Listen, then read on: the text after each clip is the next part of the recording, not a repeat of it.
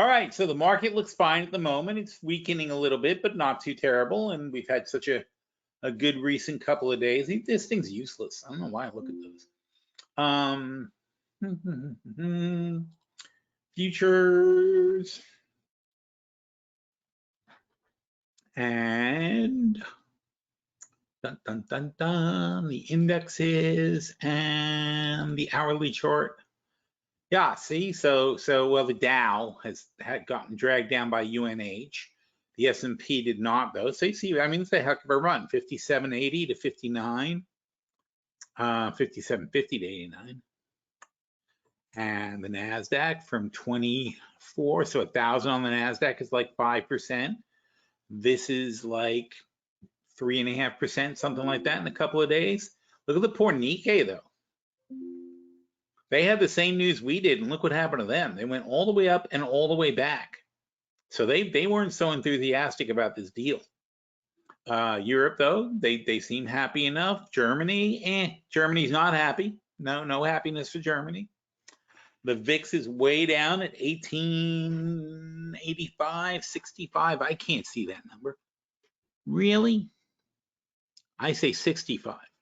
Very hard to read. Maybe if I tilt it a little bit this way. Maybe that's the problem. I should tilt the screen a little bit more than it wants me. All right. Because it's because of the microphone. I have it off. I'm sort of off center to things.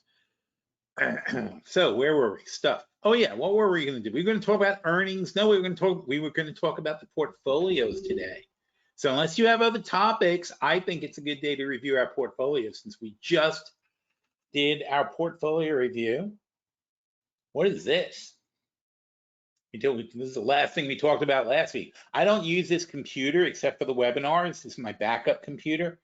I love this computer. I got to tell you, this is a Hewlett-Packard Envy, E-N-V-Y computer. It's a all-in-one. So it's got a base and then a thing that holds up the monitor above it. The monitor is a wide, like I think 32-inch monitor, and it's a little bit curvy. It's really nice. I mean, the whole thing is just very nice computer. I've had it for years now. I've always had it for my backup computer because in an emergency, I can stick a couple of more screens on this and get pretty much all the functionality I need. But I use it for my webinars. It's on my other desk in my office. And anyway, why was I saying that? It was important at the moment. Oh, because I didn't touch it, right. So this is from April 8th, 10 stocks to buy amid Trump's thing. And we talked about this last week. So that's where we left off last week. But first, let's take a look at how everything's doing. Energy. Oil still pretty much good. Natural gas fading a bit. Bonds. Oh, wow. Wow. So bonds are falling apart, which means rates are going up. Bonds lose value when the rates are going up, and this is catastrophic. Look at that, terrible. That's bad, bad, bad. Soft things like cocoa's not that soft. Look, cocoa touched 10,000. That's crazy. So it's pulling back a little, but because obviously that's going to be resistance. But oh my God, it went from 9 to 10 in a couple of days. Oh my God, I didn't even know that. I didn't even notice that. That's horrible. Coffee for some reason got cheaper. Cotton got cheaper. Levi's is happy. Orange juice down and back. Lumber a little bit higher. Sugar high. So cocoa's high and sugar's high. It's not good for Hershey. So we'll take a look at them after. If anybody remembers, we'll look at them after. Let's see how Hershey's doing. Gold came down quite a bit. Silver also down. Platinum, copper, everybody's down. All the metals are down. Nobody cares. Cattle, still more expensive.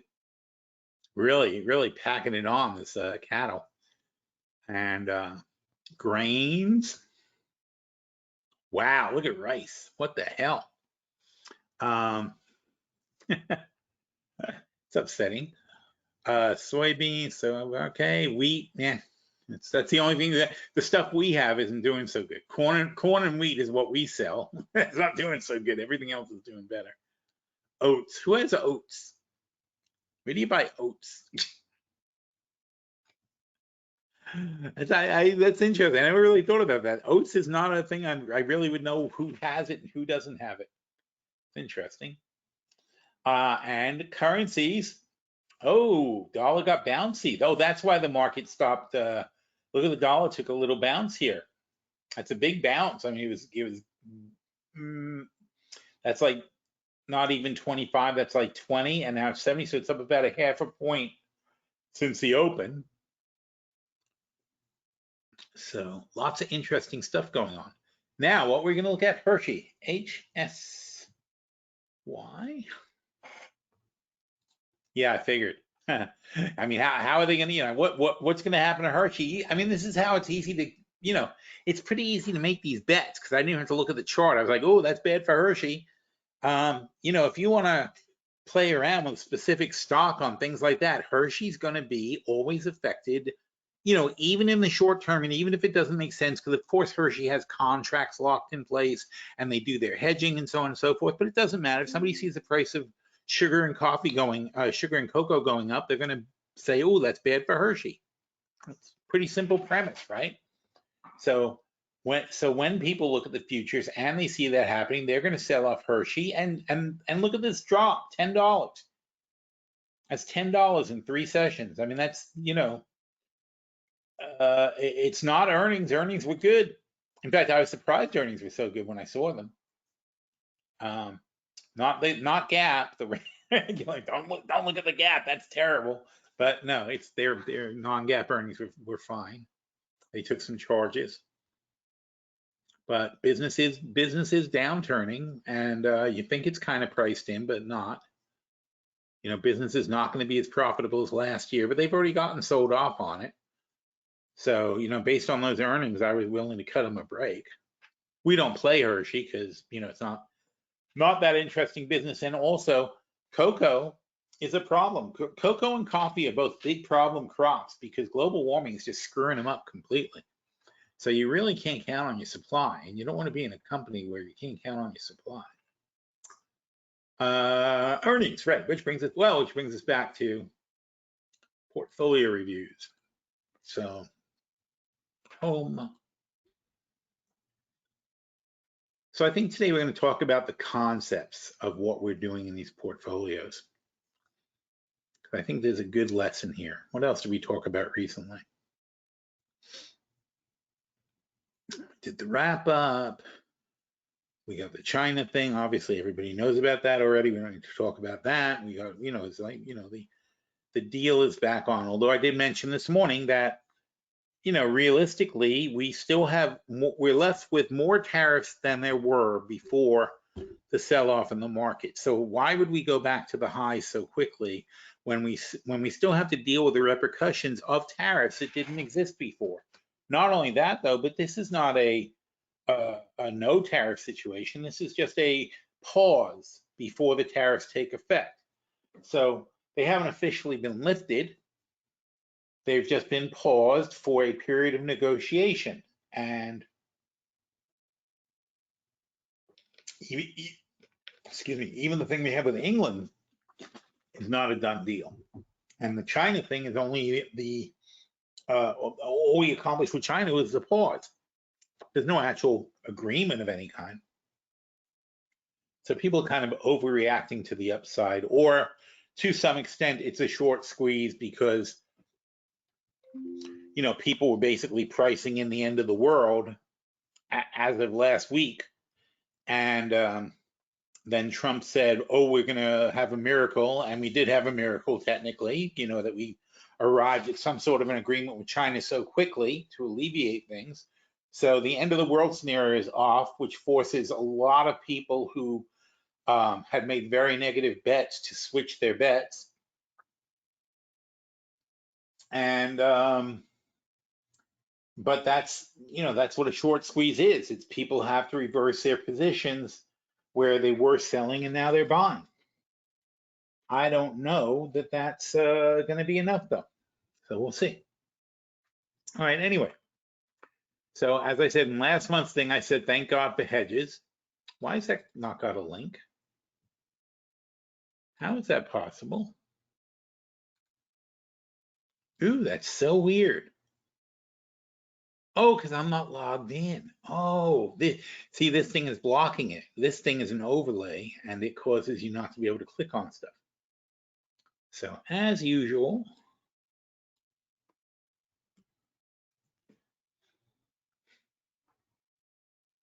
that was like the weirdest thing. I'm like, why would that not work?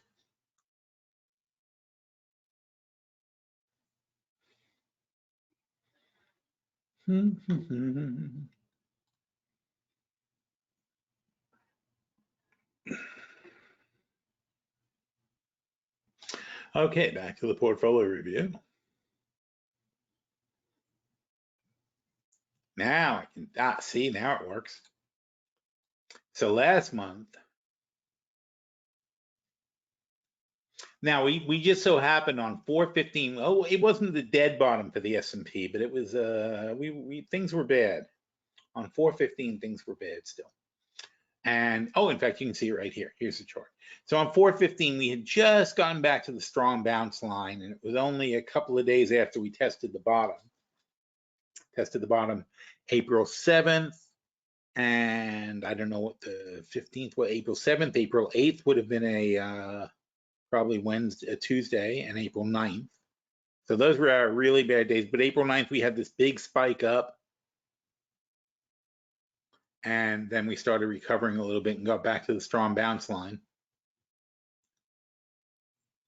And actually, I said that in March too. As I said in March, thank God for hedges. And in March, we were down in the 15th, we were down here at 5,600. And I said, thank God for hedges. And again, I said, thank God for hedges.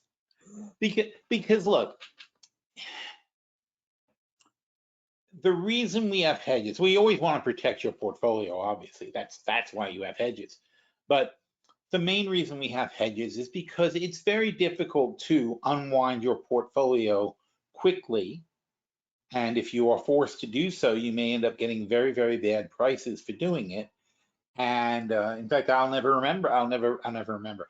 forget in, well, first of all, in 9/11, so in September of 2001, the markets were physically disrupted and they were closed for 3-4 days. And when they reopened, everything was priced much, much lower than it had been last time you were able to trade. So that made it impossible to unwind your positions or protect them or do anything. It just happened. It was an event. And you go, well, that'll never happen again. And then in 2008, when the market started crashing, the brokers started crashing. The broker systems were crashing, and we couldn't make trades because our brokers were unresponsive. That's not something you really think about, right? It's not, doesn't matter if they're circuit breakers or things, and they're not responsible. That's something we learned for sure. The brokers are not responsible for widespread equipment failures, for outages. So it's not, you would think that if they are overwhelmed, and that was generally the case, they were overwhelmed with orders, with selling orders, and they could not fill all the orders that were coming in, and they got more and more behind and effectively stopped working. You couldn't even log into your account. And they are not responsible for that. So in 2008, when the market was crashing and crashing and crashing, we couldn't even put a stop in. We couldn't even get things that we couldn't even get out of positions. That was pretty insane. So, you know, having the hedges, at least you know that while something else is going bad, while your longs are getting clobbered, you do have something that's making some money. And but what in practical terms, in a non catastrophe, and by the way, this is basically a catastrophe. It went from 6,000 to 5,000. It's 20% drop in that's a month. So in a little more than a month. You have a 20% drop in a little more than a month. That means every single day the market's open, you lose 1%. And we did not know for sure that it was going to stop here, but getting back to the strong bounce line, as we did on this day, gave us a lot of encouragement, and we said, okay, great. So what we're going to do is first, and the first thing we did is we upped our hedges. Oh, these things are super useful, by the way. So what we did first was up our hedges, and I'll get into that in a second. And you know, this is what things we're looking at. This is the last 30 days. Apple -6, Amazon -6, Nvidia -7, Google -2, Meta -12. You know, Exxon 9, CVX 13, Merck 15. You know, but none of this was really blowing our minds. We knew this was going to happen. In fact, you know, we were talking about cashing out the portfolio in February. Because I said, you know, I mean, I said in January and February, but by February, I was like, this is it. And I said, should we even keep the portfolios? Do we want to ride this out? Because we expected exactly what happened. We expected a 20% correction and then a recovery. And I said, do we want to ride this out? We did not expect a recovery to happen in a month, but we expected a 20% recovery and then a few months and probably leveling out around 56 to 58 range. Did not expect to go back to 6,000. There's no merit to that. There's no reason we should be back at 6,000. All right, but I'm not going to get into that either. So anyway, so this is what the index looked like for the 30 days up to April 15th, and of course we had recovered quite a lot. We had recovered, you know, not 10%, whatever that is, 7.5%. We bounced back 7.5%. So this was not the worst of it. And I said, we thought tariffs would be 10 to 20%. We'd eventually, and they are 10 to 20%. That's the thing. They are 10 to 20% now. And we'd eventually have to adjust. And I said, after the pause, they could double. This is what we were worried about last month, is that they could double. And then you have to plan. I said, where the hell do we go from here? Let's look at the portfolio. So in the short-term portfolio, we decided that we got rid of all, we cleaned up all our short puts. We threw them into the long-term portfolio, our short puts. And for SQQ, we rolled the 950 short, 40 calls, the short 40 calls. So we pushed them up. We rolled the 40 calls up to the 50s. We gave ourselves more room to go higher, because at the time, SQQ was way up at, SQQ is 35. And as a rule of thumb, since it's a 3 times ETF, if the NASDAQ drops 20%, SQQ would go up 60%, goes up 3 times whatever the NASDAQ drops. So we take 35 times 1.6, a 60% move, and that gave us 56. So another 20% lower from here would have taken us up to 56. Now, if we left it at 40, we'd be capped with a $5 gain, which means we're essentially capping ourselves out. So we spent not very much money to widen the spread. So we widened the spread by $10, which is 950,000 more upside. And the reason I don't mind spending that money, which was $1.75 actually, to roll it up, is because then we can go and sell the September 34 puts for $200,000. That's what we spent to roll them up. And we can sell that with confidence. Even though we were at 34, we sell it with confidence because now we have $10 more headroom above them because we widened the spread. So we're going to get our money back by selling short calls.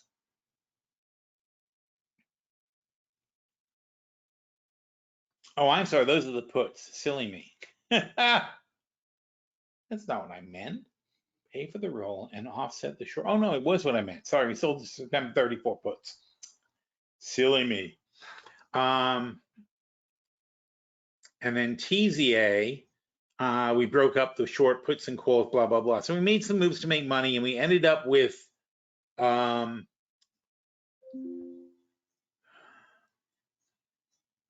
USL. So we ended up with $3.5 million worth of downside protection. And as we went through the portfolios, we realized, well, that's going to be plenty. That is plenty, plenty, plenty of downside protection. Now, as I said, this was April 15th.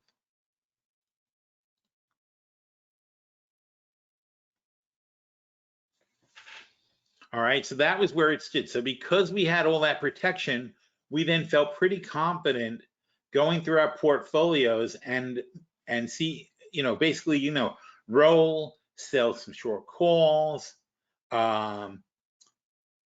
Let's buy 30 more of these calls and see how it goes because we thought BP was stupidly cheap. Here's Cisco. We bought back the short calls, so that makes us more bullish, right? If we have long calls and we buy back the short calls, now we're much more bullish. I said here, let's buy back the short calls. See, every time we do that, it means we're getting more bullish, and you can see the chart. Here's Delta, and I said let's buy back the short 75 calls, and not because we thought it was going to go back to 75. But because now we have a slot open, and when it does go back up, we're going to be in a position to sell more. We thought that was the low, so why not buy back at the low? Here's the Dow, crushed. Recession is priced in at this point. Let's roll our calls. So we had 30 $40 calls. We rolled it to 50 $30 calls. And look how cheap the roll is. The $40 calls were $177. The $30 calls were $4 because we're at 27. 30 still way up there. So I'm like, I'll spend $12,000 for that. Not even $12,000. The roll is only $7,000. So we almost, we went from 30 to 50, and we picked up $10 in position for net $7,000. So of course we want to do things like that. If you're going to stay in the position, you need to make sure the position is realistic. That the gains that you expect now are realistic, and that's the biggest mistake people make, and especially with options, because if you just leave them laying there, then you've got out of the money positions that are decaying in value. And the stock now has to go all the way up to cover where you are. Everything has to go perfectly for you to win. Whereas if you roll down to a realistic position, then I can sell short calls against that and bring in some income. So at least I'm going to offset the money I lay out. And plus I've got a much more realistic target. It's a whole different way of doing it. Anyway, so you get the idea. That's what the kind of stuff we were doing here. And that's why I say thank God for hedges. The hedges let us leave our longs in place because we know the worst case scenario. We know I've got $3 million worth of protection against my longs.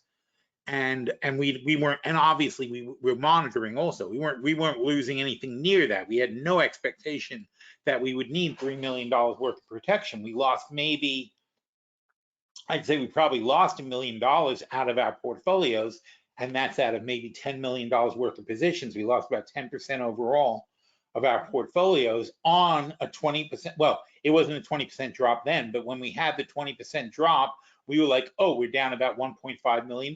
But we have $3 million worth of hedges. So we are exactly where we should be for a 20% drop. So our hedges were working, which means that we can afford to add more longs or to spend more money. Or step number one, spend more money to improve the longs that we do have. Step number two is buy new longs, which we also did. We did a lot. We did the most long buying since we built our portfolios in the first place. So thank God for hedges. And now we're back to the review we just did. So here's what's happened is we came all the way back from here where we were at the last review, April 15th. Well, yes, anyway, we were right about here at the time at April 15th, and now we came up we moved up 2 more sections. And if this is 20%, then each one of these is 4%. So it's 4%, 4%, 4%, 4%. That's 20%. So we dropped, came a little bit below. We actually, that's an overshoot. That's what we call an overshoot. a one section move is what you would expect in an overshoot to the top or the bottom. In fact, you see it here too. Here's a one section move up. That's an overshoot. That's an undershoot, whatever you want to call it.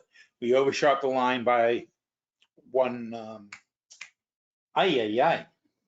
Uh-oh.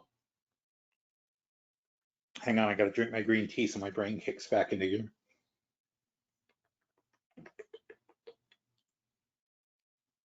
Deviation. Aha.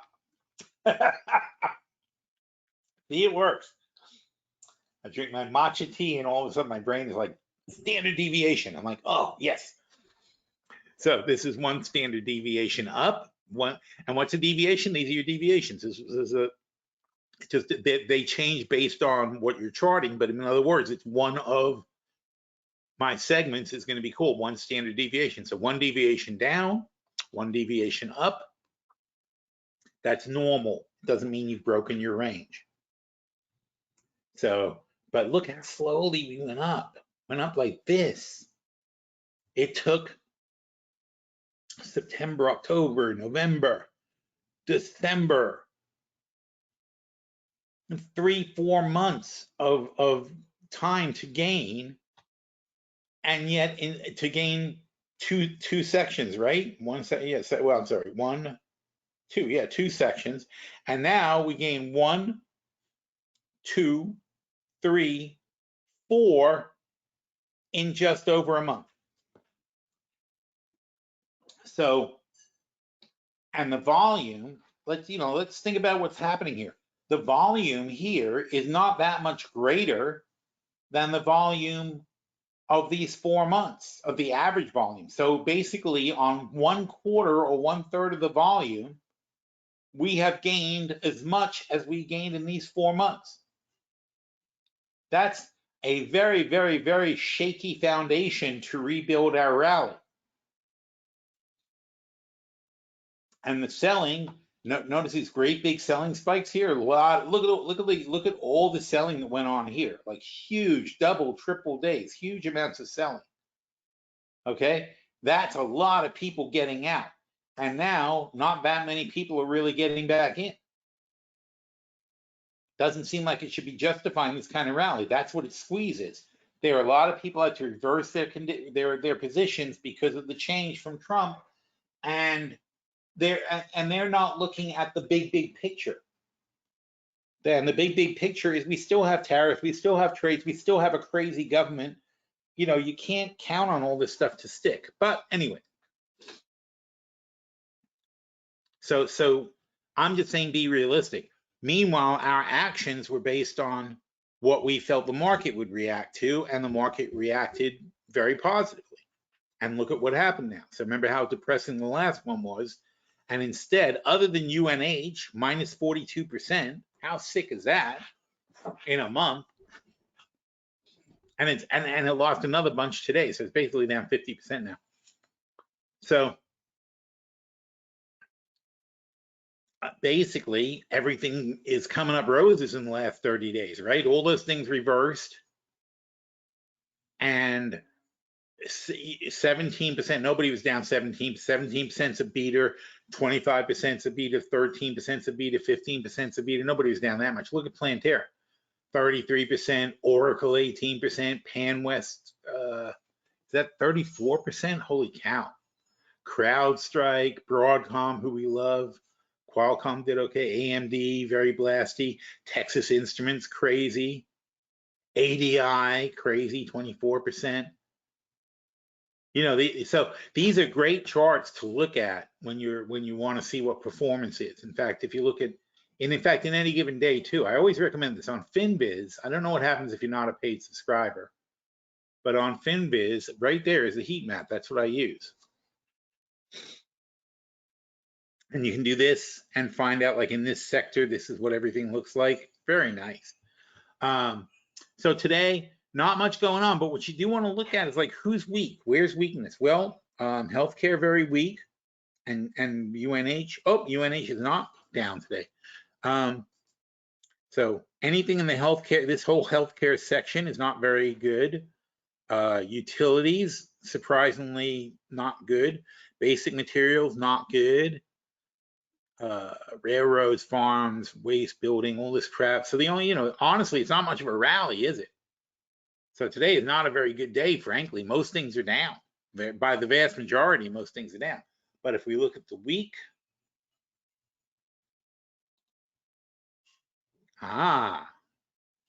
we still see that healthcare sucks, right? Consumer defensive sucking also. But Magnificent Seven, the fattest guys in the bunch, right? They're all performing pretty good for the last week. And for the month is what the chart we just looked at was for the month. That's this chart. That's 1 month.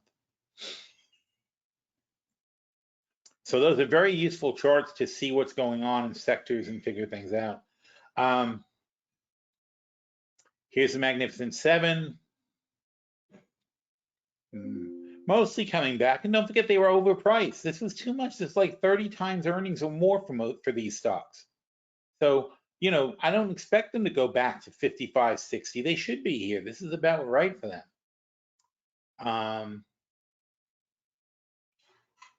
And the VIX, look where the VIX was. That's the other thing is when we sell our premium, we get top-notch prices. And that's why we love to sell premium when the market is high. And that means selling puts, right? Because we're selling premium when we sell a put. And we're selling premium when we sell short calls.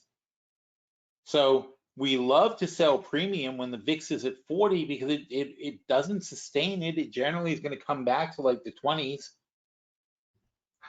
Assuming things calm down one day, but this was up for a week or so and then calm back down. People can only panic for so long. Even in a horror movie, right? Even when the guy's chasing him with a knife, even when Jason's like running around the house and like big giant knife and trying to kill people. It's right. It's at a certain point they all stop running and screaming and go, okay, let's have a plan. Let's. You can't sustain that level of stress. So the short-term portfolio, though, because we played it extremely correctly, it's up $500,000, even though the market recovered, even though we had this huge recovery, wherever it is, even though we had this huge recovery from here to here, which is very, very large, 52 to 58 is more than 10% recovery. But because we did that flip and we sold things,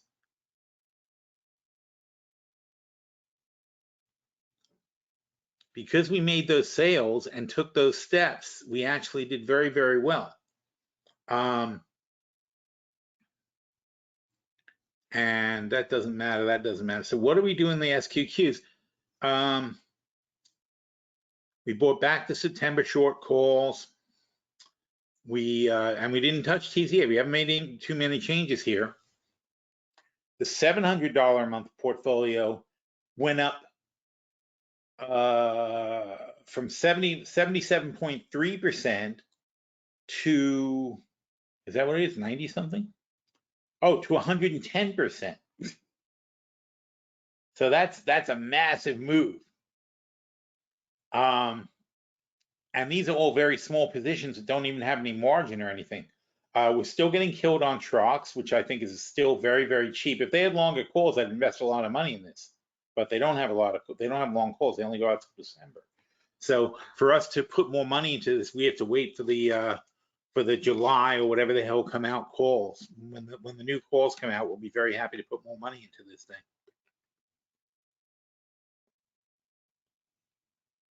We added 4 new positions, which is a lot for this portfolio, for the $700 a month portfolio. And so Blackstone and New Tech were in for dividends. And the rest are basically bull calls. Oh, I'm sorry, Northern Dynasty has been popping for us. It's still up at $1.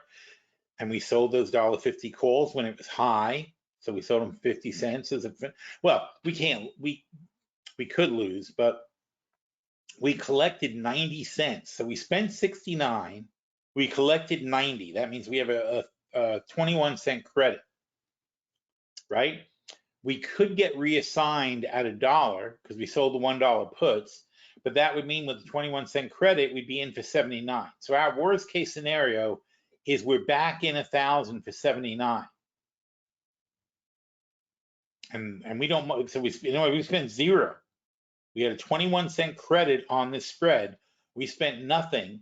So if it drops, we won't get called away, right? So we can only get called away. We get called away at $1.50. So if it drops, we don't get called away. We have a 21-cent credit on 1,000, and then we get assigned 1,000 more. So we'd have 2,000 for net 71. And so our net would be 36 cents, 35.5 cents. And you know, when you set yourself up that way in positions, it's hard to lose, right? Because we came into Northern Dynasty, when we came in, it was 69 cents. So we made it so our worst case scenario is we would get assigned 1,000 calls at 21 cents at 71 cents, right where it was trading at. So that was our worst case scenario, is we'd have 2,000. So we gave ourselves a hell of a discount. And we got Foot Locker. And here in Foot Locker, what did we do? We bought 7 longs. Remember, we have no margin in this thing, so we have to be tricky about the way we do things. We had 7 longs. We sold 5 of the 2027 short calls. That nets us in for, well, that's all right, so 0, 3. So we net in for $3,000, right? And then in March, we sold the June calls. So for 90 days, we take in 268 against our 3,000. That's almost 10% in 90 days. So besides the gain we would make if we go from 12.50 to 20, aside from that gain, and that would be 7 times 750 is what? $55,000. So aside from ending up at $5,000 from $3,000, right? Net 3. And it could go to net 5. That'd be a 66% gain. So there's a 66% potential upside here. But meanwhile, while we're waiting to see if we make that money, we have, when did we start this? In March. So we have 7 quarters where we can sell $268. And then 7 times 268 is 1876. So this net 3,000 that we laid out minus 2,600 bucks, it puts it down to net 400. If we get the money in that and we hit our $5,000 target, then we are going to be up 10 times the cash that we ultimately put into the position. And that's in a non-margin portfolio. We're using 0 margin to do that. And this is Foot Locker. Now, so the reality is, you know, we would like obviously Foot Locker to go up, but if it doesn't go up and we can make this kind of money selling short calls, what do we care? We're just going to keep doing that every quarter. And by the way, it's exactly on track. It's 30 cents. It was $1.34. And basically we should be making 30, 40 cents a month. That's what we should be making when we sell these for 134 for the quarter. Basically that's 40 cents times 3 months, right? Macy's, and again, same kind of concept, right? We bought 10 longs, we sold 7 shorts, and that was net 2,300 bucks basically, 2,350, let's say. So here's 2,350, and what do? We turn around in March and we sell the June short calls for 300 bucks. This is 2,600 bucks. I'm sorry, it's 2,300 bucks. So 315 divided by 2,350, 13.4% for the quarter. That's 26.52. That's 52% a year just selling the short calls while we're waiting for this spread to go from what did I say it was 2,300 bucks to 5,000. So this has 100% upside potential at 17. But even if it doesn't get to 17, I'm selling for $315. I got 7 times that. I can sell $2,000 of that. It's a free spread. So this one is free. After, assuming I sell all the short calls over 7 quarters, this one's free. This one is free. I only have to get one right to make 5,000 bucks.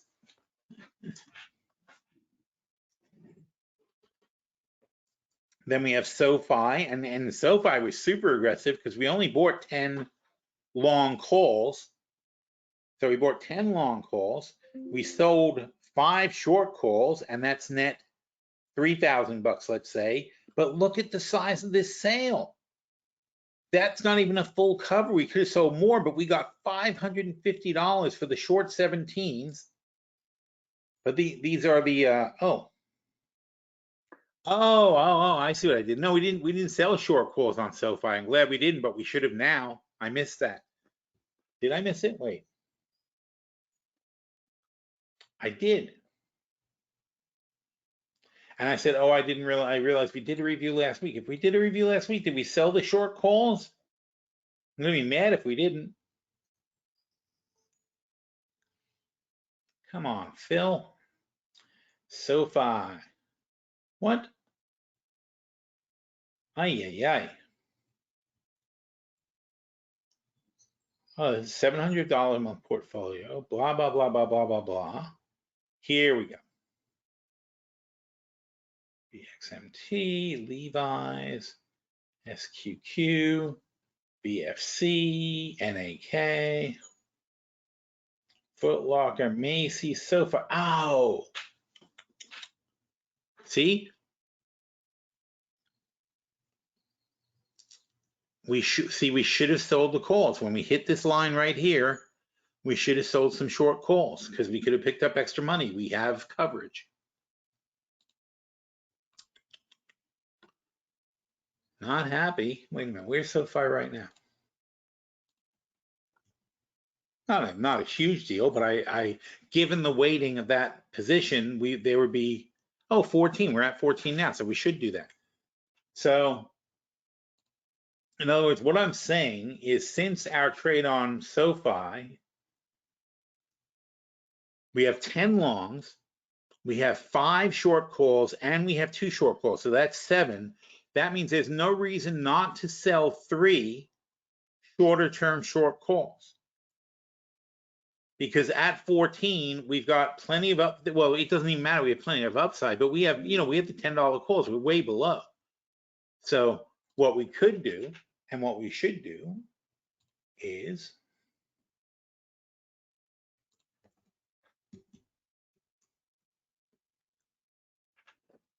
the SoFi September 128 days. Okay. Whoop. What the hell? All strikes. Wow. How can we have that many strikes? So I can either sell the July calls, which only have 65 days, so that's no fun, or we sell the Septembers, which have 120 something days. So you see this is $2. I mean, that's negligent. So at 14, we can sell the September 14 calls for $2. All right. And that would bring in, if we sold 3 of them, that would bring in $600, and we have no risk of exposure.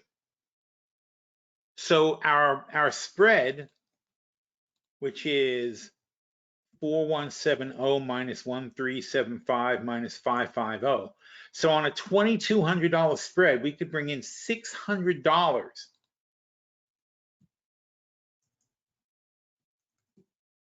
27% for 4 months. That's negligent not to do that. That's what, and you look at it and say, oh, well, $600, blah, blah, blah. That's, how do you think you build the money? How do you think you make the gains? You make them $200, $400, $300 at a time, and you do it consistently, month after month, quarter after quarter, and that's what turns into thousands and tens of thousands and hundreds of thousands of dollars. But every single one matters. and you don't leave $600 on the table. This is a $700 a month portfolio. We only deposit $700 a month. So when you have a chance to sell $600 worth of short calls, that's an entire month's worth of contribution for this portfolio. So yeah, of course you should do that. Somebody remind me in the chat. And here's Valet, and they've been terrible, but we are grinding it out. We're selling our short calls here. We are grinding out some money. We got 1,200 bucks. Oh, those are the 2027s. Oh, silly me. Okay, sorry, this part of a spread. No, we're actually being aggressively long here. My mistake. These were a disaster. Ugh, can't highlight. These were a disaster, the $12 calls. They're kind of a write-off, but they allow us to sell short-term calls. But the thing is so low, we haven't even sold the short-term calls yet. But it'll turn around, I think. So Newt is new. We just put that one on.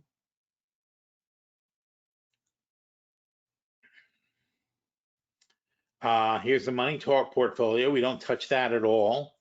That had a massive, massive recovery. We were down to $39,000 from $100,000. We lost 60% of the value on April 15th. 60% of the portfolio's value. And we started this portfolio basically 1 year ago. I think it was like May 21st last year. So we started at a terrible time, you know, at what is basically the top of the market. And our positions got crushed, and we're down to 39,050 because we can't adjust this portfolio unless we're on the show. And my last show appearance was March, and then the markets completely collapsed. And it's funny because in March we were not in bad shape, and I was thinking about shutting the portfolio down, but then I was like, it'll recover. It's just going to take time. And then I have to sit there and say, well, how do am I going to look bad on TV? I got to start thinking about that now. It's like, how am I going to look on TV trying to explain that we're down 60%? Amazingly, though, because I'm not going to be on again until next month. Amazingly, we already recovered, and now we're up to 109. So that's insane, though. That's up $70,000 in a month that we have recovered. Same positions, haven't touched them since March. No change. They just went down and then they came back up, which, you know, makes you realize you're very heavily leveraged and these are very volatile. But now we're up 9% overall. But after that trauma, I'm thrilled. But, you know, had I been able to do something about it, I would have, you know, and again, it's not the Money Talk portfolio is separate from all our other ones. It's done specifically for Bloomberg. I don't have the short-term portfolio to rely on in Bloomberg. We don't have the money in the short-term portfolio. If I had the short-term portfolio and I could have done it, I would have absolutely doubled down on everything when we were at 39,000 because all of these positions were good. There's nothing wrong with these positions. It just had a really bad downturn. I mean, look what we have here. AT&T. We have Lockheed Martin, which is still very bad. Oh, by the way, that's actually a great thing. Here's Lockheed Martin. We have the 470 calls, and it's at 466, right? So these calls are down considerably, but we can bounce back on that, and this whole portfolio can go, you know, 20, 30% very quickly. The short 400 puts too. We're at 460. And it's showing me a loss on the 400 puts, you know, and you know, sure, this is one of the things that really hurt us in the downturn because these numbers were ugly. RB, we got Barclays, which is a superstar compared to most things. It's miles over our target. We have Foot Locker. We have B. What the hell is B? I'm stumped. I don't know what B is. I don't remember picking B. I think it's some kind of something missing there. There's Barclays. I don't know what B is. Anyway, all right, no time for that now. We have investors, and that's doing good. We have, oh, there's more investors. We have Nokia doing very well. We have Ozark doing well. We have Pfizer not so well, but I love them as a new trade. We have Synchrony still not doing well. We have Target about to have earnings, not doing really well. We have Whirlpool, and on the whole, kind of even. And we have Exxon not doing well. So there's a reason we're only up 10%, but all of these stocks are ones that should improve over time. Now the Butterfly portfolio was up $375,000, 41%. Also took a huge hit. I said, let's not get excited though, because we were down 185,000 last month. So, we were down 185, now we're up 375. That's net 200. That's still not bad, but you have to keep things in perspective, okay? Because we took a huge hit, we were down, and now we're up a lot. And what's in the Butterfly portfolio? We have Apple, we have more Apple, we have AstraZeneca, which we just added, we have BHP, we have BP. And did we change Apple? No, we left Apple alone. We left we left a lot of stuff alone in the Butterfly. We're so happy with these positions. We got Caterpillar, we got Cisco. So Caterpillar, if we're doing a deal with China and the trade restrictions are off, then sure, Caterpillar should do pretty good. Cisco, can't see how they can do badly with being so involved in like the connecting pieces that make all the robots work. They got to communicate. Everybody, all these robot cars and home robots and things like that, they all have to communicate, and they need Cisco stuff to do that. They, Cisco or Broadcom or whatever, but you still think of the massive expansion. Elon Musk was just talking in Saudi Arabia about how every person is going to have their own robot. I think, I think the Jetsons makes more sense. I think every family would have a robot. If a robot costs as much as a car, so let's say $300-400 a month, you're paying for a robot, right? But the robot is like a full-time maid and butler. It answers your calls, it does your mail, it goes shopping for you, it keeps the house spotlessly clean, it watches your kids, it does work around the house and keeps things up and so on and so forth. How are you not going to buy it? If you're one of the 110 million people who can afford a home, and a robot is, $400 a month, and your mortgage is $2,000 a month or $3,000 a month, and I'm being in the low ends, how do you not justify 10% of your mortgage on a robot? Think about that compared to a car or whatever. How would you not want one?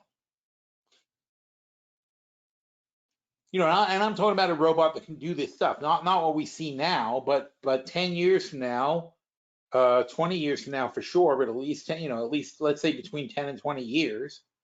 Why would you not have one? It's gonna cook, it's gonna clean, it's gonna vacuum, it's gonna do your yard work, it's mowing the lawn, it's washing the car, it's running chores, it's going to the store for you, it's hosting your party, it's cooking, it's making your beds and doing your laundry and blah blah blah. Who's not gonna have this? So, I agree with Elon Musk that every home will have a robot. Will every person have a robot? If you're married, do you need a robot and your wife needs a robot? And people, if you if you ever had servants, you can relate to this concept. No, because they spend a lot of time doing nothing. There's not that much to do. Even if you have somebody who's doing all your cooking and all your cleaning and all your washing and all your chores, as much as we all complain about that stuff, the reality is it is not it's not an 80-hour week job for sure. It's probably not a 40-hour week job. No disrespect to housewives, but it is not full-time 40 hours a week to get everything done. So there's idle time. And meanwhile, everything is getting done. And there's only so much the robot can do. I guess it could do your nails if you want. You don't even have to go do your nails. You can have the robot do your nails. If I would assume they're going to be good at it. I assume they're going to be good at pretty much everything they do. I can't see how you justify not having a robot, frankly. It's like a home accessory. It's like not having air conditioning, right? So not too many people go that way. You know, and if you don't have air conditioning, the robot can fan you. You can sit there one of those giant Egyptian fans and fan you and feed you grapes and stuff.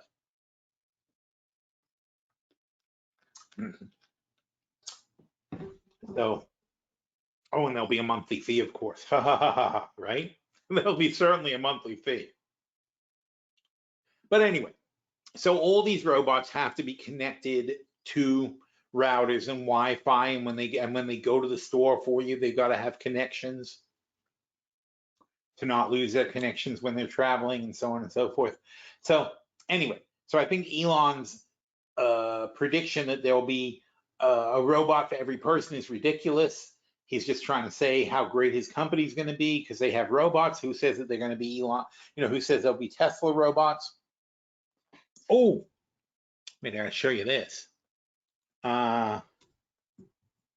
Tesla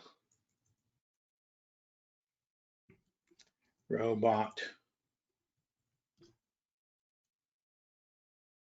balance dance. I think I'll be able to find this. Yeah, there he is. Check this out.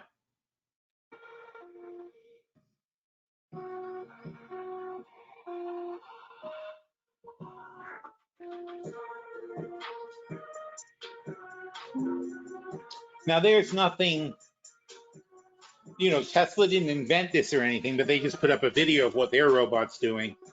And as you can see, that's pretty freaking good. Because if they can do that, that means they can carry bags from the store. It means they can do the laundry. It means they can do a lot of stuff.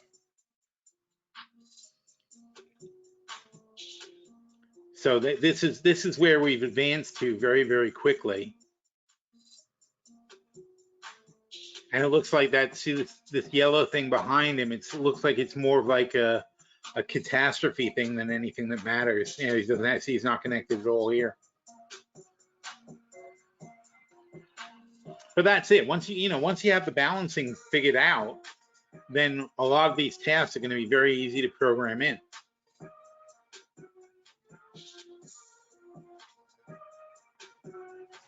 Yeah, see, this guy on the left is not connected.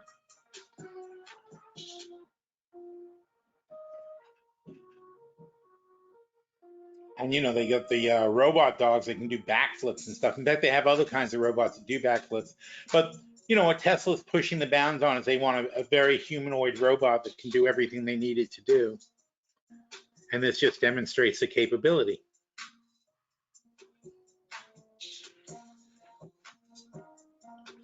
But you know, it's, I mean, look, the thing is, you're going to go to restaurants and these are going to be the waiters.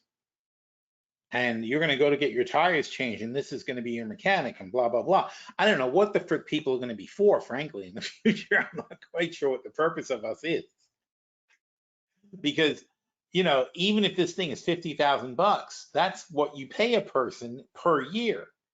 And so immediately, if you are able to give a robot, if you are able to buy a $50,000 robot that can replace a person and can work 16 hours a day instead of 8 hours a day and will last for three years, 4 years, 5 years, whatever, you're knocking down your cost by 1/10 for companies.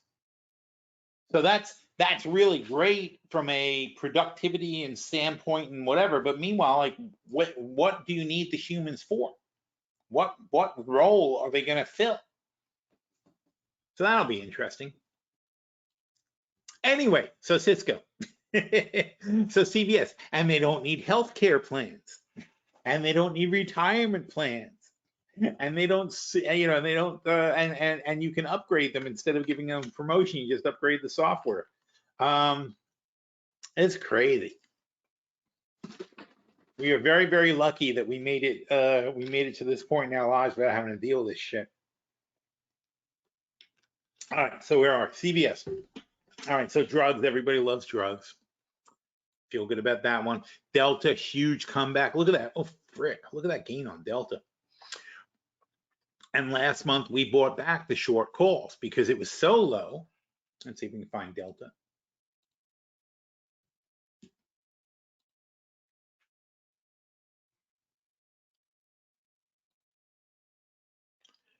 So last month, Delta was 40 bucks. Now it's $51. Delta was so low last month, right? We had come in, God knows when, well, I can tell you. We came in August. No, I'm sorry, we bought these in March. That's a better reference. So we bought these in March, around here. They went all the way down to here. And we said, well, I guess we'll buy back the short calls. And that's the thing. Now, we didn't do it here because we were waiting for earnings, and earnings popped, and then it settled back down. And then, based on that, we had a firm floor. We felt 40 bucks was a good price, and we bought back the short calls. That left our long calls uncovered, and presto, nice move up, and we're in the money. And we're in the money by a mile now because we have the $50 calls. We're at 53. And these calls, because they're still from 2027, have a lot of premium, so it's $13.93. Now, we're going to recover, not recover. we're gonna recover, but this is probably just a sort of resistance, and we expect it to pop a bit higher because earnings were great. 20% beat. Earnings were great. Not what everybody feared, not a catastrophic collapse, so on and so forth. So we think they're going to get back probably towards 60, because even now, look at that number, Ford P 7.65. They're like crazy cheap. Even now, it's still crazy cheap. So when it gets to 10, maybe we'll cover again. But right now, we're just enjoying this. Our target was 75. That was our original target. Even if we take it down to 65, it's like we're still miles below that. So just a little position like that, you can make massive, massive gains. It's crazy. Disney also just had much better than expected earnings. We fortunately are pretty bullish on Disney because we have 10 less short calls, and our spread was 90, 115, and they're already back at 111. So Disney has really nice gains too. Dow Chemical, if the economy doesn't collapse, then we need chemicals. So it's frankly, it's not even doing that well. It's still negative to where we bought it, but I like Dow for the long run. We sold the June 40 puts. We took away the long short calls. We bought those back already for a profit. So we're actually doing better than it looks. ENS is a new one, brand new. And we just added that, but they're doing okay. Oh, they popped right away on earnings. That's right. We bought them right before earnings and they popped. IBM is always great. IBM is a hidden AI play. Although, it's not so hidden because it's just booming now. But IBM,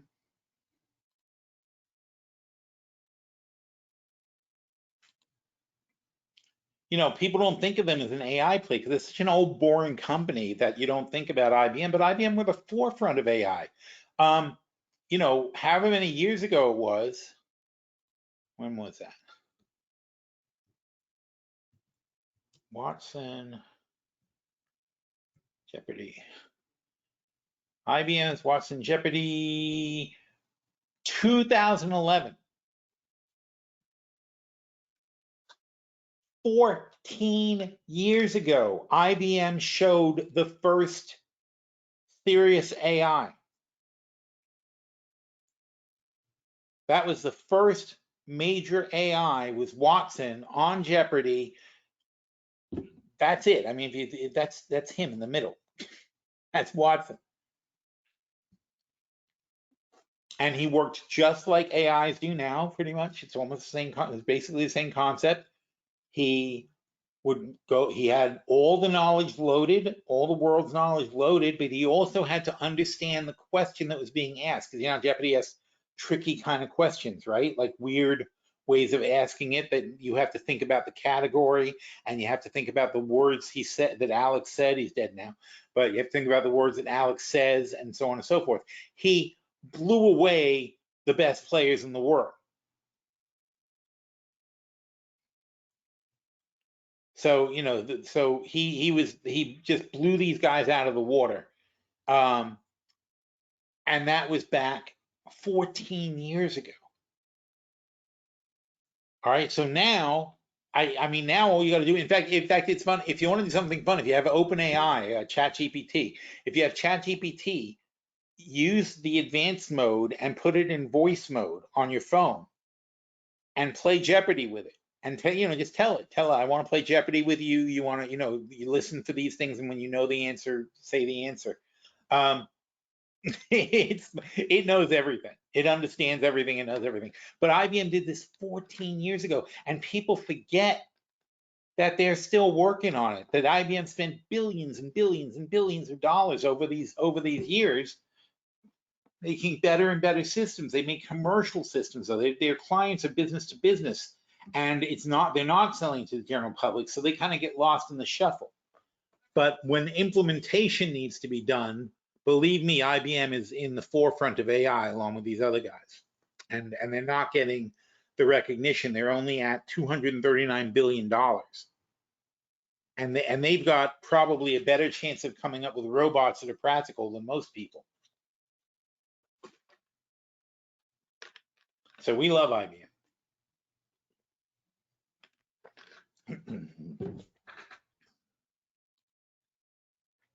And they're basically at their all-time high.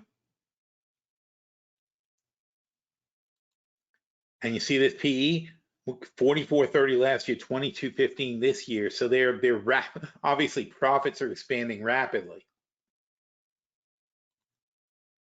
So for IBM, we have a big position. We have the 210, 270 spread, and they're now at 260. So we're in the money. And we bought this spread for 350 minus 150 is what, 200 minus 88. So $120,000, $130,000. We spent $130,000 on what is potentially a $700,000 spread. $600,000 spread. So the $600 spread, we spent about 1/4 of that buying the spread. Very simple. We sold some calls, the short calls here. We sold $158,000 worth of calls. That's crazy. And we've made $50,000 on them. We're not, you know, they're in the money. We're gonna have to roll them, but it's okay. So we spent net zero on the entire spread. And it's a $600,000 spread. So if all goes well, we're gonna make $600,000 on this, plus some side money selling short-term calls. So, you know, when you see these portfolios, how do they make so much money? It's like, yeah, we only need a couple of winners like that, and we're in good shape. Here's the international paper. My logic on international paper is Trump's people are removing all regulation. There's not even going to be an EPA anymore. So, you know, they can just like tear down all the forests they want and get paper. Johnson & Johnson, they are a mess. Johnson & Johnson. The problem I've always had with Johnson & Johnson, and they got really cheap, so we bought them. But the problem I've always had with Johnson & Johnson is they are the sloppiest company as far as like keeping people safe. They are constantly push products. They put out faulty medical devices, and they do bad studies, and they cover crap up, and so on and so forth. You know, they're involved in so much crap as a company. It's just a bad bunch of people. So, you know, the company got so cheap that we decided to buy it, and we were right, we made good money. But well, actually not. No, this is probably break even, frankly. We're only a bit better than even, come to think of it, because of this stupid, because of the long calls are not doing so great so far. But still, we'll make our money because it's a selling vehicle. That's why we're going to make our money on this. But, you know, it's a very disappointing stock. It really is. It's very upsetting to own. And you see what happens. So they were doing good. They were kind of moving in the range, and then they went badly, and then they went into like collapse again. Very annoying. We got Coca-Cola, which is, all over the place. You got puts, you got calls, you got short, you got long, but we're grinding out cash. That's what it is. We're just grinding out some profits. Levi, good play on Levi. That's simple stock. Mattel. Also, these are very defensive stocks. Like in a recession, you're still going to drink Coke. You're still going to wear Levi's. We're still going to play with toys. Not as many, thanks to Trump. He says 2 Barbies per kid now. Then we've got Newmont Mining. We like those guys also, and that's a recent pickup. That's gold, of course. Pepsi. Pepsi took a big hit, but they're okay. We're going to do those for income. Pfizer, once again, we love Pfizer. TD Bank, love TD Bank, making a fortune on them at the moment. TLT is treasuries. They are not going the way we had a bullish play on treasuries. And that's kind of a hedge, because the idea was like, well, if we didn't think it was going to happen, but we're like, well, if treasuries do go lower, if the Fed lowers rates, that'll catch us by surprise. And it'll be nice to have something that makes some money in that situation. But the reality is what we did is we sold the 90 calls and the 90 puts, and we took in $3,000. And yeah, we're barely positive on it, but this is more like a butterfly play. So we don't really care if it does well or not, as long as we can keep making money selling puts and calls. And here's the dreaded valet again, also negative, but not so much. Verizon, and again, this is the kind of stuff I like. So Verizon should do well, no matter what happens to the economy, because you've got to have your phone on something. And not only that though, but all these cars and all these robots have to be connected on some kind of plan also. And then we got Whirlpool, and people need washers and dryers is the logic there. And then we have Exxon, and people need gasoline, because we sure, especially under Trump, because he's killing all the electric cars and all the alternative energies. So I'm pretty happy with that mix.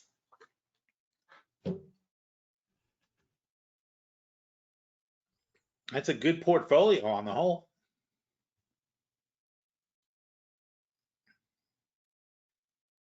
And that was our butterfly portfolio. We do a lot of selling in that portfolio. Now the income portfolio is up 250,000, but it was down 197,000 before. So it's really netting up 50,000 after this whole up and down crazy market. We're only netting up 50,000 bucks, but that's okay, because 50,000. I better to be up than down. But that just gives you an indication also just how volatile options are. But we did have the hedges, and the hedges did spectacularly. So so realistically, when you look at everything together, we were flattish when the market was down, and now we are improving, and that's the key. So we're gaining on both sides. So these are our stock positions. We have 6 different stock positions, all doing nicely. You can look at all the green compared to the red. And by the way, we can't be all green, because we take positions that are counter to ourselves. We sell the calls, we sell the puts. They can't both win. So it's going to happen. We have long calls, we have short calls, we have short puts. Ideally, the long calls and the short puts should be winning, because that means it's going in our direction. And of course, we're going to take a hit on the short calls. That's just the way these things are set up. So you're never going to look at this and see all green. It's not possible the way we set them up. Oh, well, not possible, but here it is. So it's unlikely that everything's going to be green at the same time. See how this very small amount green? Because if we happen to nail it like right in the center, like here we sold the $20 puts and calls, and we're at 1950. So what's happening is the premium is decaying. And we're on target, so the premium's decaying, and then neither side is making any money from position. So since we're within 50 cents, and we sold 160 here, and we sold 575 here, so as we get closer to the date and the premium wears out, then it's all about the position. So we're in great shape on this one at the moment. And we're in all of these, if we own the stock, obviously it's because they're paying us a good dividend. And here's CBMT, who is not paying a dividend at the moment, but they just sporadically pay huge dividends. So we're just kind of hoping it happens. But also I thought it was way too cheap. I still think it's way too cheap at 952. So we like it for the gain, because see how there's no short call. We like this one for the gain. That's why it's not in this section, because it's not matched. We like them for the potential gain from 952.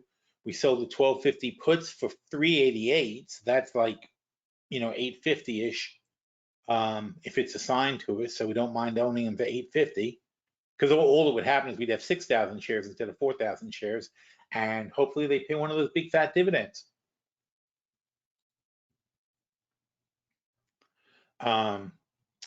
Crocs has busted over our target, doing very well. Foot Locker. See, again, shoes. What do I like? It's like when I'm picking these stocks, this is our income portfolio, don't forget. When I'm picking stocks like, well, what if we have a depression? What are people going to buy? They're gonna still put oil on tankers and ship it around, right? They're gonna still buy shoes. They're gonna buy shoes at a shoe store. This is General Mills. They're gonna eat cereal. We're gonna need chips for our computers. This is Intel. They're gonna go out for cheap food like Jack in the Box. Jack in the Box doing terribly, by the way, but I think that's a great bargain right now. They're gonna drink Coca-Cola. They're gonna go to Macy's. The Ozark is a little community bank. They're gonna need their pills from Pfizer. SoFi is a cool online bank, with that kids like now. They're gonna make phone calls on AT&T. They're gonna use natural gas to heat their home and to cook. They're gonna ship packages with UPS, and things are gonna be made out of copper for, when people build homes and things, they need copper, and that's what Vale is for. And iron ore, of course, also. So things will be, so if manufacturing comes back, this is a good play. But that's it. It's all very sensible stuff that we have in this portfolio. And the trades are set up, like I said, we're always selling premium. We're always looking, like here we sold the September 97.50 calls. Here we sold the August calls. Here we sold July puts and calls with Intel. God, we sold all kinds of stuff here. We sold the June calls. Yeah, mostly we sold these June calls against the rest of the position. Jack in the Box, we didn't because we think it's way too cheap. Coca-Cola, we sold the August 72.50 call. So we're always selling and doing things to get money. And it seems like it seems like it's not much, but what are we selling here? Let's look at the short-term calls we sold. June 110s. Well, $56,000, that's a lot. We sold the June 110s and September 97.50s for $76,000. We sold the August, so that's $80,000, another $4,000 there. We sold these June puts, that's $85,000. Now we sold July, that's $90,000. We sold, what did I say? $97,000, $102,000. We sold these two guys. Oh my God! Oh no, that's a longer term.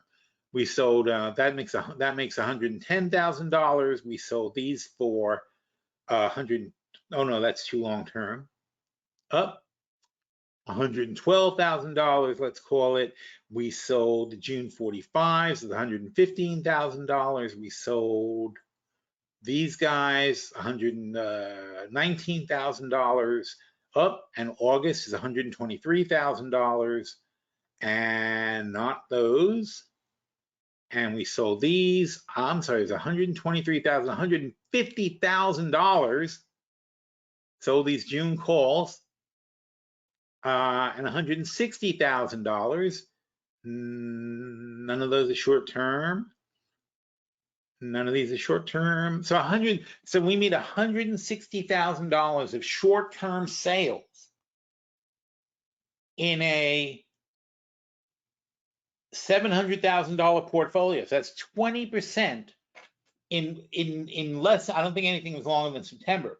So 20% in the next 4 months, let's say, going out to September, of sales, and that's in addition to potential gains on the positions. That's why they do so well. Because we relentlessly sell premium all the time.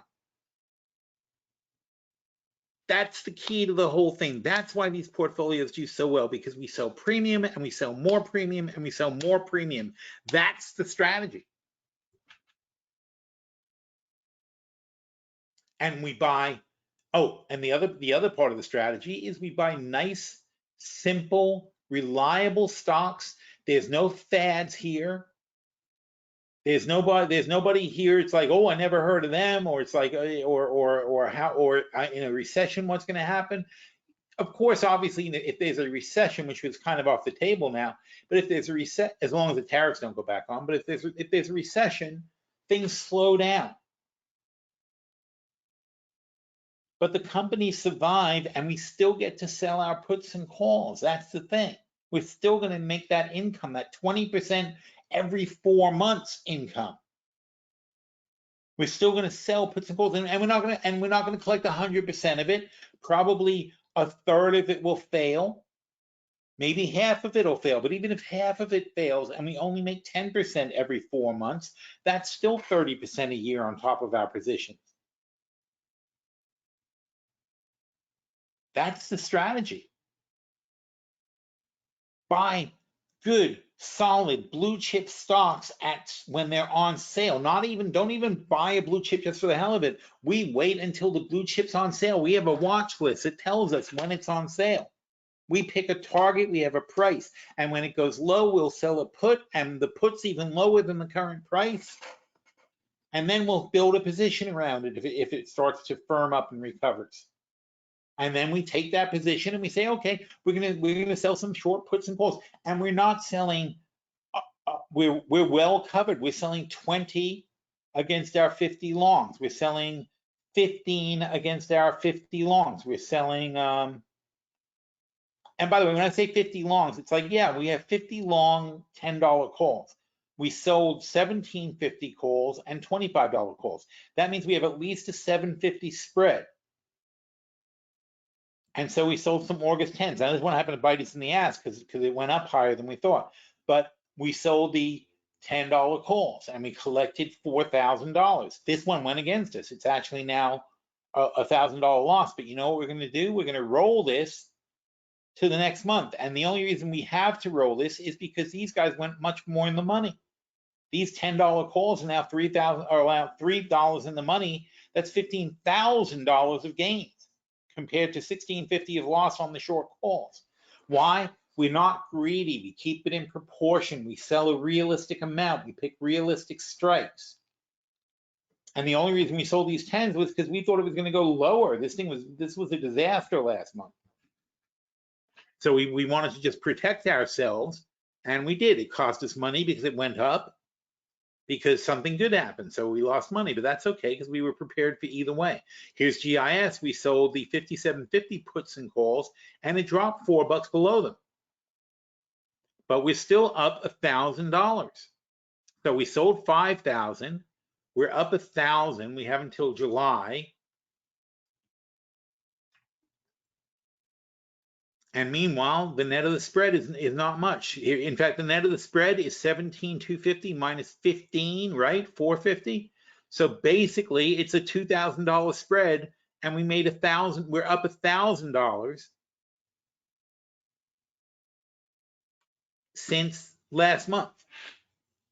That's 50%. It seems innocent, it seems small, but all these little things add up, and they bring in money every month, every quarter. Money just comes in. And obviously you can adjust. Sometimes the positions don't work. Sometimes we have to adjust the position. But over the long run, these are blue chip stocks. They're going to generally move up with the S&P 500. So over time, we're going to make money on these positions. Only, and we pick a turkey once in a while. But as long as we pick mostly winners, as long as we can be like 60-40, we're going to do fantastic. With these kind of payoffs, 60-40, we're going to make a fortune. 50-50, we would even make a fortune. We have to go, I know this because it's happened. We have to basically be wrong 70% of the time to not make money using this system. And as it works out, we're generally right 70% of the time, and we make ridiculous amounts of money. That's how it works. So that was it. I didn't have time to get to the long-term portfolio, but as I said here, this is a nice portfolio. This income portfolio is a great portfolio. The butterfly portfolio was spoiled. It's always great, but the income portfolio is a phenomenal. What a great bunch of stocks. And yeah, it went up and down a couple of $100,000, but it gets back on track and we're making our money. And even when it was down, we weren't worried. And by the way, when we say down, 734 is up 243. So basically, was it 500? Oh, it was 490 last month, right? So 490, we only started with 150. This portfolio started 150. It was at 490, and that was after a catastrophic hit. And it's only a 2-year-old portfolio. So now that it's back, it's up 400, 389%.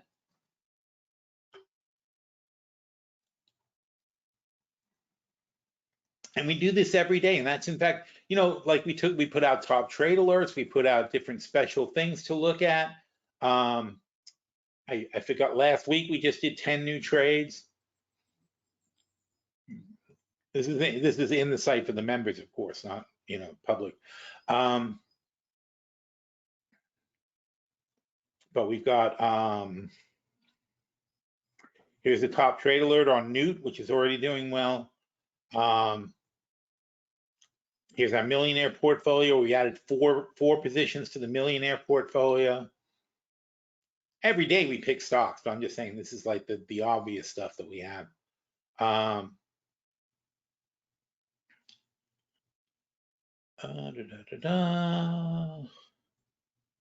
Another top trade alert on AstraZeneca.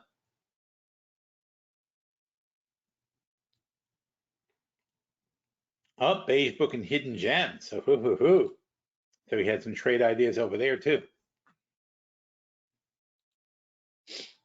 And like I said, we always have our watch list. Here's a top trade alert: AGNC, PHM, and Jack.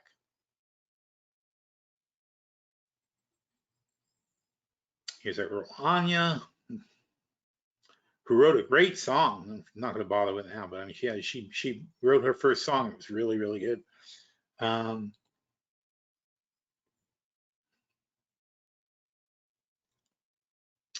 La da da.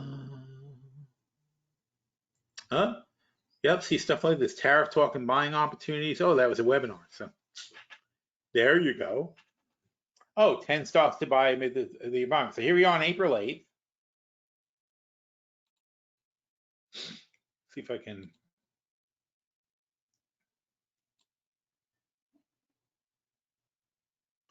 That's not going to work. Yeah, maybe if I do this. Whoop. Ah, ha. Here we go. So if we go there and we go there. Great. So let's see. Let's see how these things looked.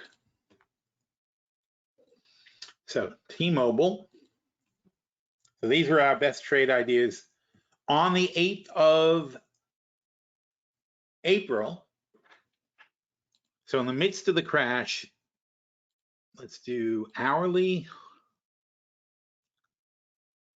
daily. I guess we're going to have to look at. All right. So April 8th. So early April. So T-Mobile not doing so good so far. And here's a trade idea. Here's General Mills. We talked about them already. Here's CVS.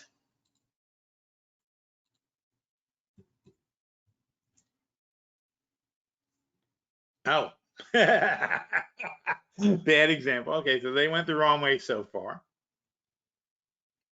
And what was our trade idea? But you see what we're doing here? our trade idea was to sell the 70 puts, which they're down to 60, but we sold the 70 puts for 11.50, so the net is 68.50. We bought the 65 calls, sold the 85 calls. We sold the July 70 calls, which are now out of the money, and we sold the July 70 puts, which are now in the money. We sold them for 5.40. And what we're going to do is we'll end up, so if we're wrong, we roll these puts to a lower strike at a longer month. We maybe make an adjustment here, and we let it ride out. So the healthcare sector too. Oh, you know what it was? We like the healthcare sector, and the healthcare sector has taken a huge hit. ELV 437 to 375. Holy crap!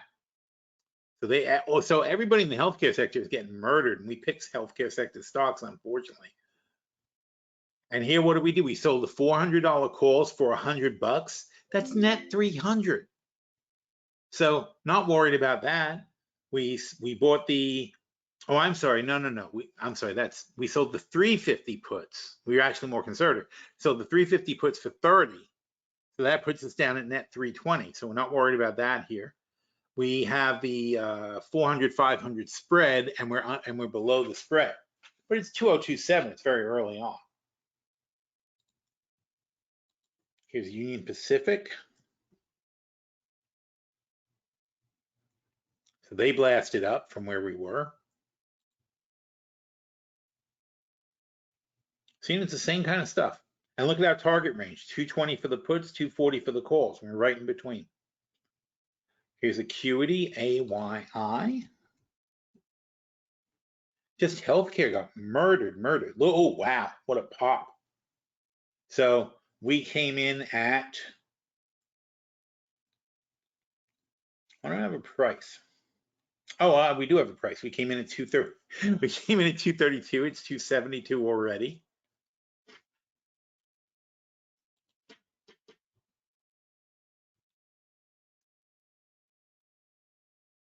Oh, another huge up.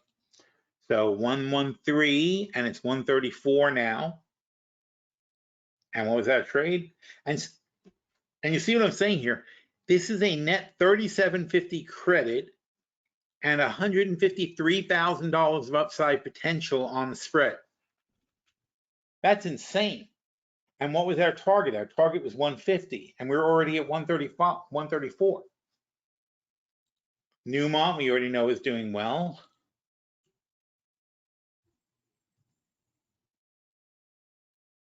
Well, they were 45, now they're 48 because they came back, but they did shoot up to 55, and now they're back to 48, but still doing okay. I mean, basically it's right on track because we sold the 47.50 calls and the 45 puts, and it's a 68.50 was spent on a $52,000 spread. There's 666% of upside. And then we got Dollar General. And they're actually down. They went from 92 to 87.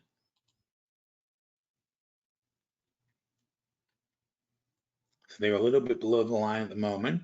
CarMax, KMX.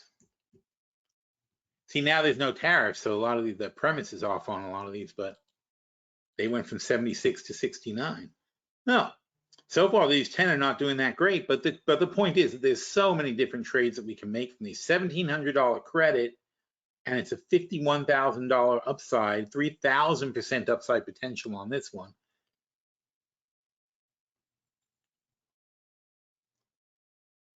But that's what we do. We went through, you know, on the 8th when the market was really low, we said these are stocks that we think are worth picking up at this time. And obviously, you know, in 2 weeks, you're not going to be able to say, not 2 weeks or a month. In a month, you're not going to be able to say, oh yeah, this is working, this isn't working. It's way too soon. But the point is, these were also solid bargains that we felt that even with the tariffs, these are stocks that should do well, even with the tariffs. Now the tariffs might be off, maybe not necessary, but still it's the kind of thing you want to look at, and it's worth keeping these in mind. Put it on your own watch list and keep an eye on it.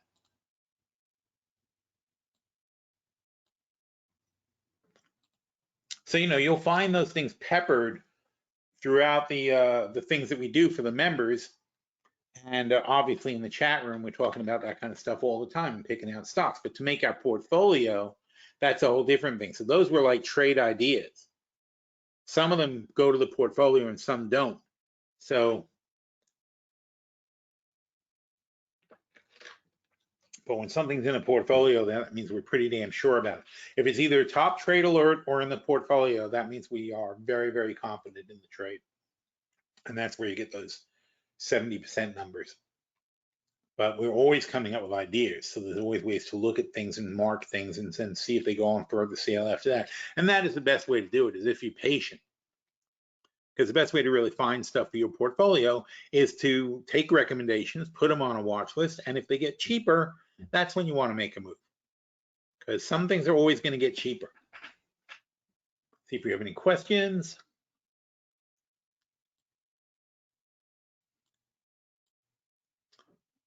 Oh, B is Barrick.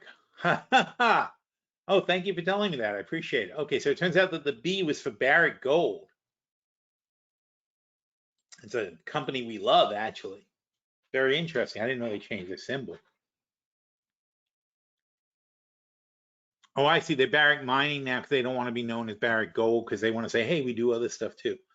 Cody says, so thank you, whoever said that. Appreciate it. Headway Trader and Clark Allen both told me that. Thank you, guys. And JC.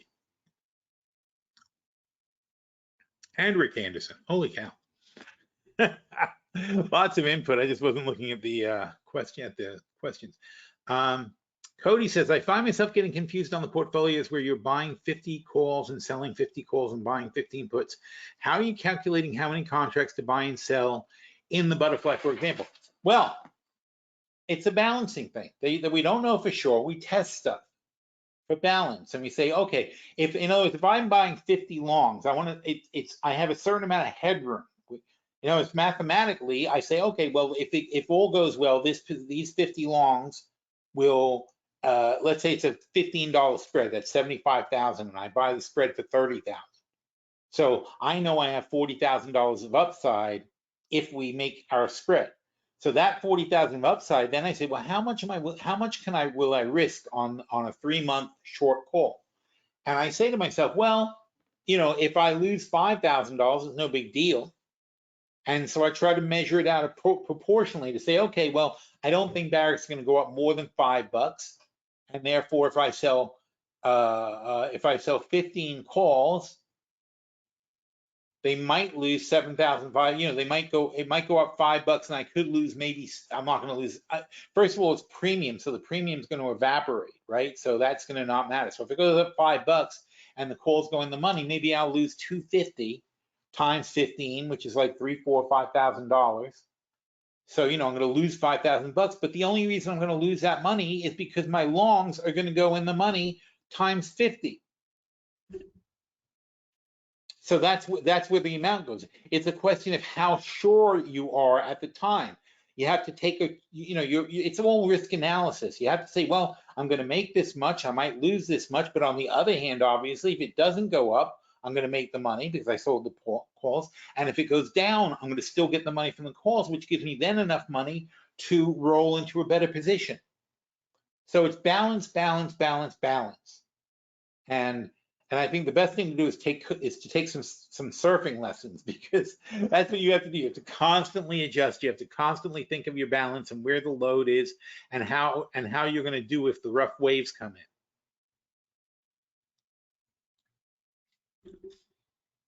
Then he says, is there a reason you have so many portfolios rather than just 3? Because we're teaching different lessons in the different portfolios. That's why. Because the butterfly portfolio concentrates on a certain strategy of selling premium. It's our Be the House portfolio. The income portfolio, we try to buy stocks that have a dividend, showing a dividend strategy for investors. The $700 a month portfolio is obviously for people with small amounts who want to learn how to invest for their kids and for the IRAs and things like that. So that's a valuable lesson. But our main portfolios is the long-term portfolio and the short-term portfolio. Those are the main portfolios. You don't need 3. I'm not sure what I do with the third one, but we need 2.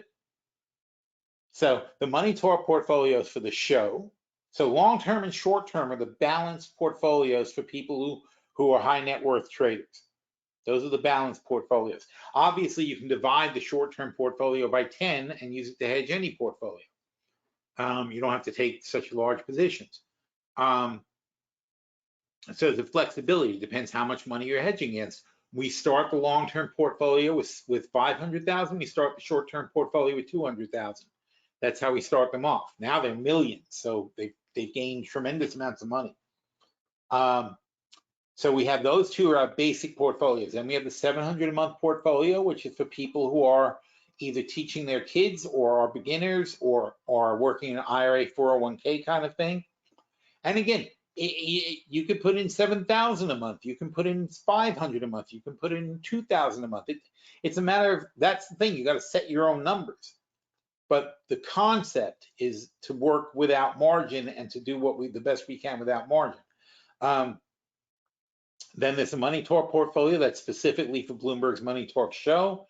Then we have the Butterfly portfolio, which focuses on the most important strategy we have, which is be the house and sell premium. And then the income portfolio is for people who like to play with dividends. That's why we have all those portfolios.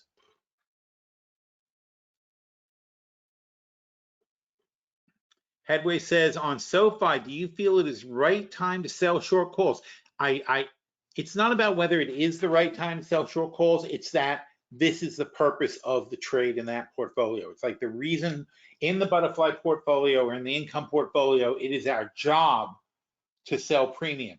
Even if you think it might be a little bit early, then sell a few less short calls, but damn sure we sell them. It's like having a rental apartment and not renting it out. We built the position to make an income. Why would we not make an income? Yes, if it's crazy low, if the offers are so far below market that we would rather wait, that's one thing. But it is still our job to find somebody to pay us a good amount of money. So we will wait. But if we just went through a period that we just went through a period where we were not accepting offers because they were so stupidly low. Now we've got an offer of $2 for 3 months on a $12 stock. How do you turn that down? It's almost 20% of the stock's value for 3 months. They can't turn that down. That's our job. We're supposed to be selling premium. Cody says, I find myself buying some things from one portfolio and some from others and trying to decide which portfolio to be using for myself. Yeah, so I would certainly say don't go for everything. Try to figure out what you're doing, but the key is to diversify. And by the way, let's talk about this in chat. So you want to diversify your positions. You want to have not all your eggs in one basket, not all your eggs in one sector. You want to have, if you have 10 stocks in a portfolio, you should have 5 different sectors in 10 stocks. It should be like 2 stocks from each sector. Nothing should be 3. 30% of your portfolio shouldn't be in the same sector, right? So at least 5 different sectors, 10 stocks, 2 from each sector, roughly evenly distributed. The size of the position should be appropriate for your portfolio. You should have what we call allocation blocks. So in other words, if I have a $100,000 portfolio, I have $200,000 in basic buying power, not an IRA. So I have $200,000 of buying power in a $100,000 portfolio. I'm gonna intend to have 10 positions. Therefore, I have $20,000 allocation blocks for each position, right? My $200,000 in buying power divided by 10 is going to be $20,000 per allocation block. I want to scale in. And so therefore, I shouldn't be buying more than 1/3 of an allocation block, $7,000. I shouldn't be using more than $7,000 worth of buying power to start a position.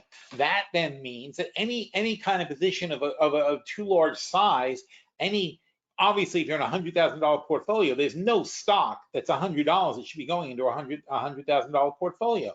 You're blowing your allocation blocks. You can't manage it. As soon as you have to double down, you're too deep in.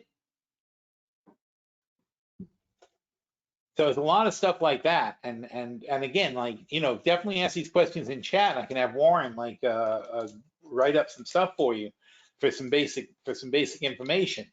But yeah, you got to allocate you have to allocate your stocks, and you have to diversify your portfolio, and you have to balance, and the positions have to make sense with each other.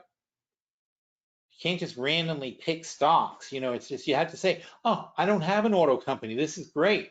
I don't have an electric company. This is great. Oh, I don't have anything in the food industry. This is fantastic. I want to pick that one.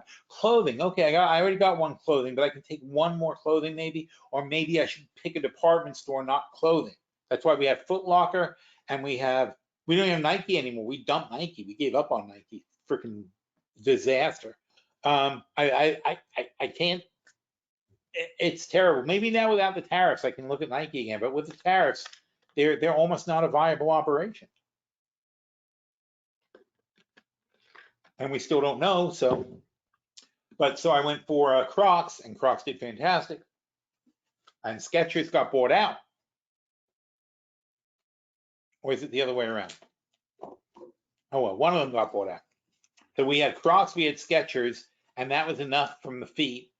And so but then we picked up Foot Locker because Foot Locker sells them. And I'm like, well, if I think that's going to be good, then Foot Locker should be good. And we'll see what happens. But yeah, it's all about just, you know, I look at my portfolio and say, what's already in here? I don't want to overcrowd I don't want to overcrowd my bets in one direction. Got to be diversified, because you know, there's a lot of push and pull in this stuff. And you also have to have dry powder on the sidelines. All of our portfolios are 50% cash. We have half of our money on the side. Back in February, we purged 1/3 of our positions. And you know what we took off the table? All of our winners. All of our big winners came off the table. Because I said, well, the market's not going up any higher than this. So we cashed out a lot of winning positions, and we cashed out a few things that we didn't think were going to go anywhere during the tariffs. And that dropped a huge amount of cash in our portfolio. And we have bought stuff back, but we were at least 1/3 cash anyway. So we went to about 2/3 cash prior to the crash, which is why we wrote it out so well. Then we basically doubled down on the things that went down. You know, the positions that we wanted to stick with, we doubled down on them. We adjusted, we rolled, we did this and that. And now they came back again. So we look phenomenal. Everything looks great. But is it sustainable?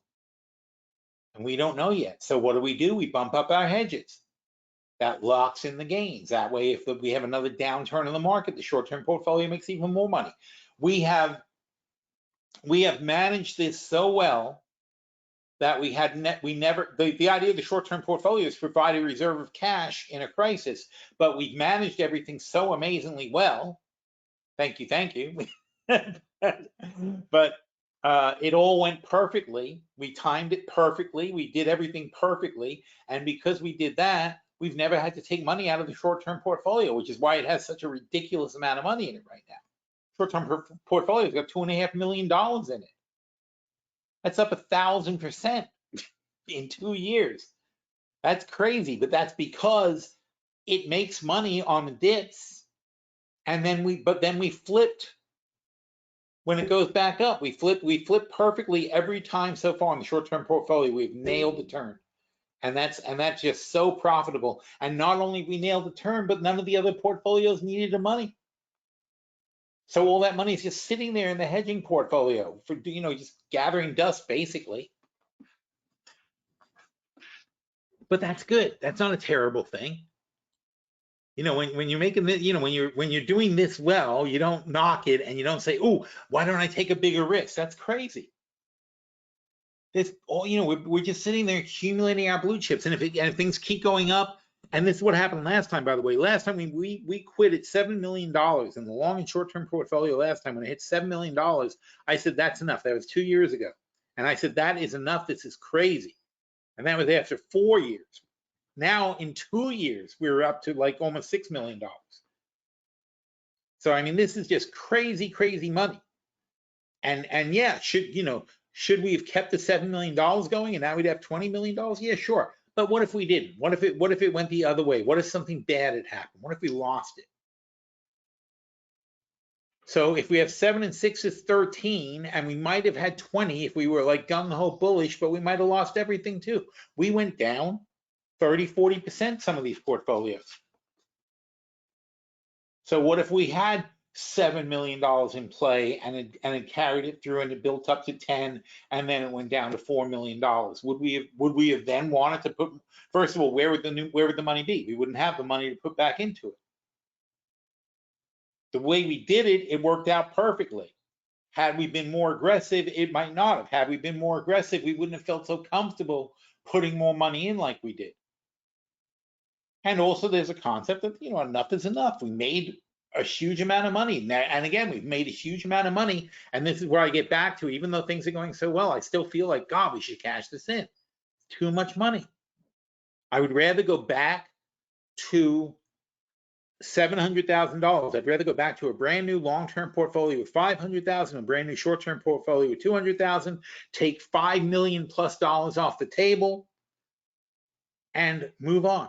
And when I say off the table, you don't have to take it off the table. I don't mean off the table, I put it in the bank. I mean off the table, put it into real estate, put it into some long-term investments like gold, put it into something that pays you like a municipal bonds that pay you 7-8%. Put it into some blue chip stocks like AT&T or something like that, or Pfizer, which is really cheap right now, Disney, things like that. Put it into really long-term things that you know are going to be around for 20 years, and still you can still sell options and do stuff with it, but I'm saying not in the active portfolios. In the active portfolios, we're trying to make high returns. We're succeeding in making high returns. But when you make the high returns, stop every once in a while, take the cash off the table, put it away, and then you can go back to playing with the extra money. That's what you got to do. You got to see, you have to manage the money and manage the risk and make sure you're going to be able to ride out a market. And obviously, if you're just starting out, you don't have all the extra money floating around, you really have to manage your risk. That's your main job, is to be very, very careful about that. So now Cody says, I would love a fresh start in the short-term and long-term portfolio. All right, so Cody votes to cash out. In chat, you guys let me know if you guys want to cash out. Nothing to make me happy. It's a lot less work for me starting from scratch. But yeah, I mean, that's the thing. I mean, at this point, having made this much money in 2 years, I think it's, I don't feel comfortable maintaining this level of risk. And like I said, we're in half cash. So we've only got, if we have $6 million in the long and short-term portfolio, we only have $3 million in play. I don't even think we have $3 million in play, but we're 50% in cash. So I'm saying cut down to 700,000 and start from scratch. It's jettisoning a lot of positions, and a lot of people are still following it. And if they're not, and if they want to start from scratch, I'm thrilled. I like starting from scratch. It's a great challenge. Every time we do it, I love rebuilding portfolios.